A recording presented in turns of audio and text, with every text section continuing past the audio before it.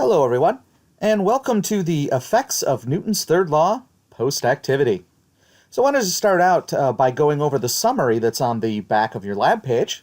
Let me get that out and turn to the back so that we kind of go over these answers because they really are a pretty good summary of what we saw. So in every case, the directions of the forces exerted were always in opposite directions. Certainly makes sense if you think about the two carts running into one another. One cart pushes on the other to the right, and the other one pushes back to the left, so always in opposite directions. In the case of the graph, one was positive, one was negative. Likewise, the resulting accelerations were also in opposite directions, which makes sense because if you remember from what we know of Newton's second law, forces and accelerations are always in the same direction. So one was positive, one was negative. So the real question here, the third one, is the important one. In every case, the magnitude of the forces exerted were always equal, but the accelerations, were they proportional or inversely proportional to the mass? Well, take a look at your data on the front side.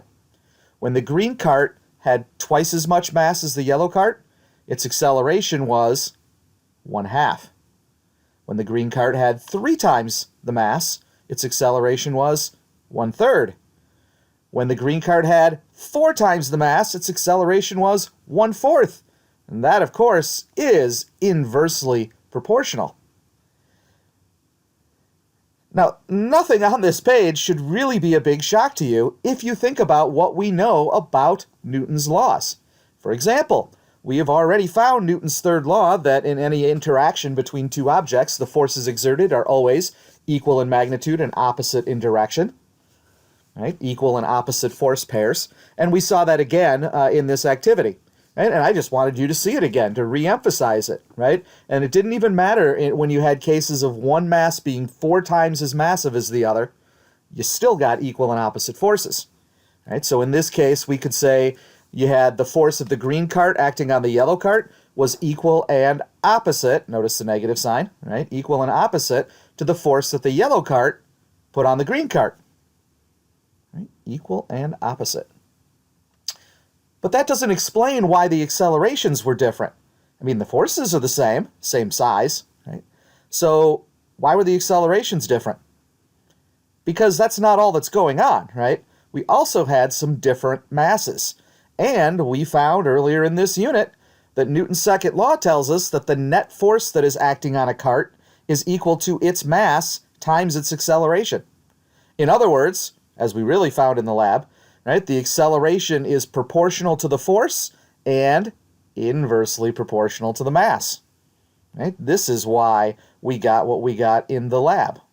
Even though the forces were the same, the masses were different, resulting in different accelerations. I'm going to write this out in a very formal kind of proportional thinking way here. So if the acceleration of the yellow cart is the force acting on the yellow cart divided by the mass of the yellow cart, then the acceleration of the green cart should be the force acting on the green cart divided by the mass of the green cart. But let's consider the last set of examples you did, the bottom of your data table on the front side of your page, right? In that case, how big was the force on the green cart compared to the force on the yellow cart, sorry? It was equal and opposite. But the mass of the green cart was 4 times the mass of the yellow cart. See how I changed the variables here? Right? Little substitutions. Force on the green cart is the negative force on the yellow cart.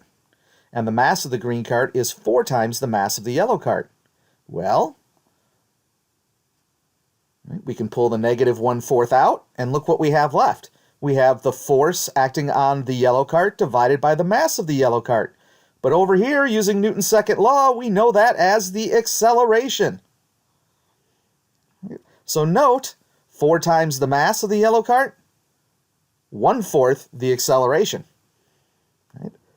Even though the forces are always equal and opposite to one another.